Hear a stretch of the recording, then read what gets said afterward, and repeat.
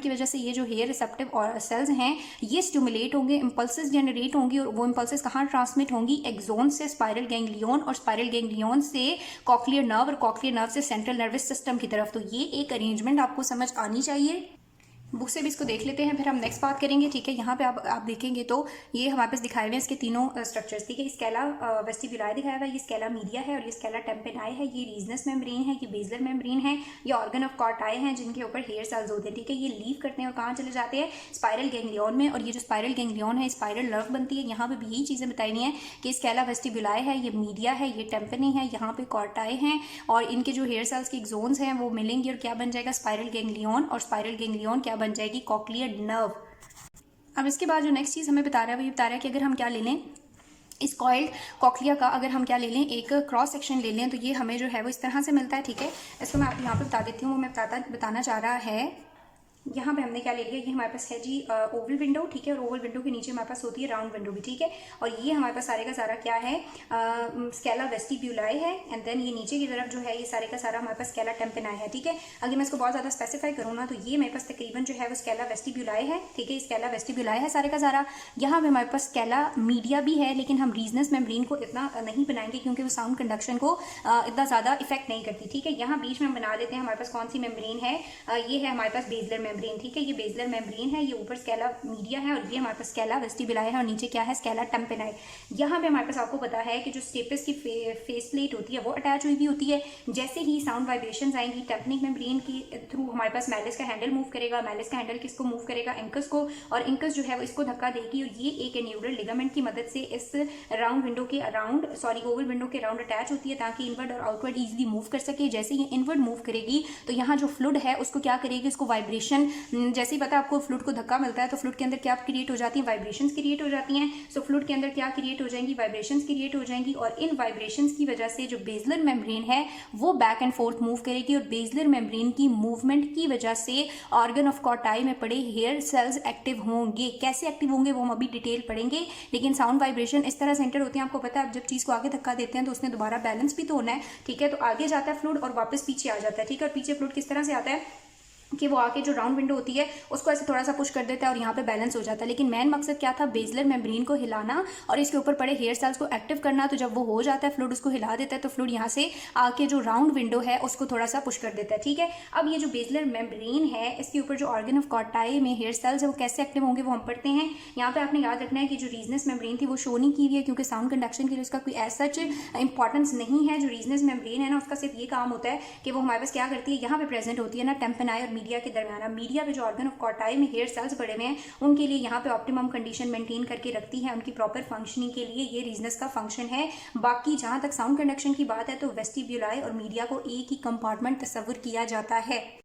अब हमने जो फ्रीक्वेंसी पैटर्न यहाँ पे जनरेट होगा ना कि जब ये वेव वाइब्रेट करेगी तो किस तरह वेव्स यहाँ पे प्रोड्यूस होंगी और वो किस तरह ऑर्गन ऑफ कॉर्टाई को एक्टिव करेंगे और हेयर सेल्स एक्टिव होंगे वो तो हम पढ़ेंगे। लेकिन उससे पहले हम ये बेसलर मेम्ब्रेन है ना जो इसके थोड़े से फीचर्स के बारे में पढ़ लेते हैं। तो कहते हैं ये जो बेसलर मेम्ब्रेन है, फॉर एग्जाम्पल ये बेसलर मेम्ब्रेन है, ठीक है, ये काफ़ी ज़्यादा फाइब्रस होती है और उसके अलावा ये फाइब्रस मेम्ब्रेन है, ठीक है, जो स्केला मीडिया को और स्केला वेस्टिब्युलाई को सेपरेट करी होती है। दूसरी बात ये है कि इस बेसलर मेम्ब्रेन में ना बहुत सारे बेसलर फाइबर्स पड़े हुए हैं, बहुत सारे क्या पड़े हुए हैं हमारे पास, बेसलर फाइबर्स पड़े हुए हैं। बेसलर फाइबर्स कितने हैं, तकरीबन 20,000 से लेके 30,000 तक ये बेसलर फाइबर्स मौजूद हैं।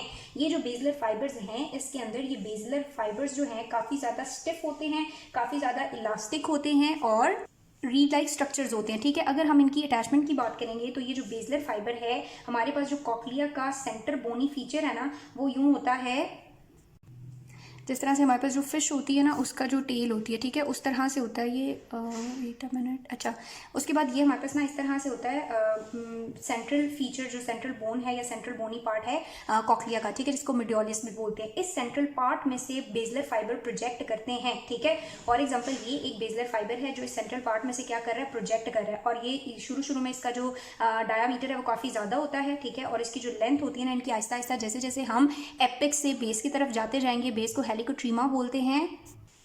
सॉरी ये हमारे पास बेस है, ठीक है, और ये एपेक्स है, सही है। अब एपेक्स को हम क्या बोलते हैं, हेलिकोट्रीमा। तो कहते हैं जैसे जैसे ना ये सेंटर से जहाँ पे ओवल विंडो है वहाँ से जब ये स्टार्ट होते हैं, बेस से जब एपेक्स की तरफ जाते जाते हैं तो इनकी लेंथ इंक्रीज होती जाती है, ठीक है। अब फॉर एग्जाम्पल ये एक फाइबर था ना, यहाँ पे अगर एक और फाइबर है, ठीक है, तो इसकी जो है वो आहिस्ता आहिस्ता क्या होती जाएगी, लेंथ इंक्रीज होती जाएगी। लेकिन जैसे जैसे इसकी लेंथ इंक्रीज होती जाती है तो इसकी जो थिकनेस है और इसका जो डायमीटर है ना वो कम होता जाता है। तो शुरू में जो फाइबर्स थे या शुरू में जो थे उनकी लेंथ कम थी, ठीक है। फॉर एग्जाम्पल ये भी हो गया, इसकी जो शुरू वाली लेंथ थी वो 0.04 मिलीमीटर थी, लेकिन ये जो है इसकी लेंथ कितनी है, 0.5 मिलीमीटर है, यानी 12 फोल्ड इंक्रीज आ जाता है लेंथ में। तो ये जो बेसिलर फाइबर हैं जैसे जैसे ये बेस से एपेक्स की तरफ जाएंगे तो इनकी लेंथ इंक्रीज होती हुई नजर आती है। दूसरी बात ये है कि एपेक्स की तरफ जाते हुए इनकी जो लेंथ है वो तो इंक्रीज हो रही है, लेकिन इनका जो डायामीटर है, सिर्फ आपने याद रखना है क्या चीज़ इंक्रीज हुई है, लेंथ इंक्रीज हुई है। डायामीटर आपको पता है काफ़ी थिकर था, ये कम थिकर है और कम थिकर होता जा रहा है, ठीक है। तो इनका जो डायामीटर है वो डिक्रीज होता जाएगा और साथ ही साथ इनकी जो स्टिफनेस है ना वो भी डिक्रीज हो जाएगी, ठीक है। शुरू वाले फाइबर्स का इलास्टिसिटी का कोफिशिएंट हाई होगा, स्टिफर होंगे, लेकिन जैसे जैसे ये कहाँ जाएंगे, हेलिकोट्रीमा की तरफ, इनकी स्टिफनेस भी कम हो जाएगी। ये 3 पॉइंट्स आपने याद रखने हैं।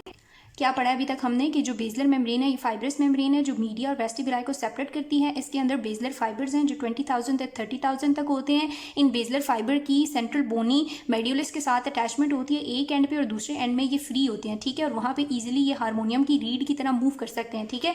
यहाँ तो मैंने 2-3 ड्रॉ किया ना, शुरू में इनकी लेंथ कम है, लेकिन जैसे जैसे आप एपेक्स की तरफ जाते जाएंगे इनकी लेंथ बढ़ती जाएगी। लेंथ बढ़ने के साथ साथ डायामीटर और इनका जो स्टिफनेस है ना वो कम हो जाएगी। अब जो नेक्स्ट इंपॉर्टेंट चीज़ है वो ये है कि मेरे पास ना 2 फ्रीक्वेंसी की वेव्स हैं जो यहाँ से ना ओवल विंडो से आ रही हैं, ठीक है। जब वो ओवल विंडो से एक आ रही है, मेरे पास कितनी फ्रीक्वेंसी की वेव आ रही है।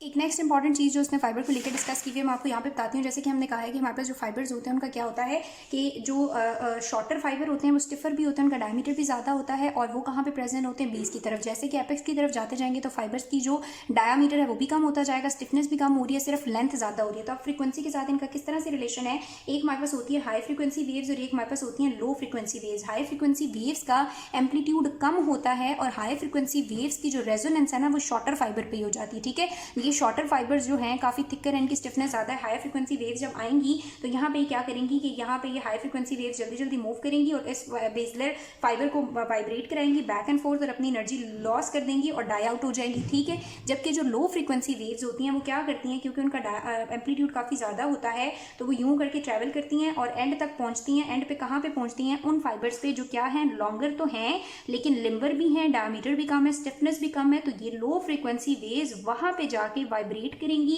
मेम्ब्रेन को वाइब्रेट कराएंगी और वहाँ पे एनर्जी इनकी डेसिपेट होगी और डाई आउट होंगी। तो ये बात आपने याद रखनी है कि जो हाई फ्रीक्वेंसी रेजोनेंस है वो कहाँ हो जाती है, वो शुरू में बेस पे हो जाती है। लो फ्रीक्वेंसी रेजोनेंस कहाँ पे होती है, ये होती है एंड पे, वहाँ पे जहाँ पे फाइबर लॉन्गर तो हैं लेकिन ना स्टिफर है और ना ही इनका डायमीटर ज़्यादा है। फ्रीक्वेंसी रेजोनेंस का मतलब होता है कि इसकी फ्रीक्वेंसी यहाँ पड़ी बेसलर मेम्ब्रेन की फ्रीक्वेंसी के साथ मैच करती है, तभी तो ये आपस में क्या करती है, रेजोनेट करती है। तो हाई फ्रीक्वेंसी रेजोनेंस या मैचिंग कहाँ पे हो जाएगी, इनिशियली ही हो जाएगी शॉर्टर फाइबर पे ही। और लो फ्रीक्वेंसी मैचिंग या लो फ्रीक्वेंसी वेव कैसे कहाँ पे वाइब्रेट कराएंगी, वो कराएंगी एंड पे, ठीक है। तो ये चीज़ आपने याद रखनी है। अब इसको हम वैसे भी आगे डिटेल में पढ़ेंगे।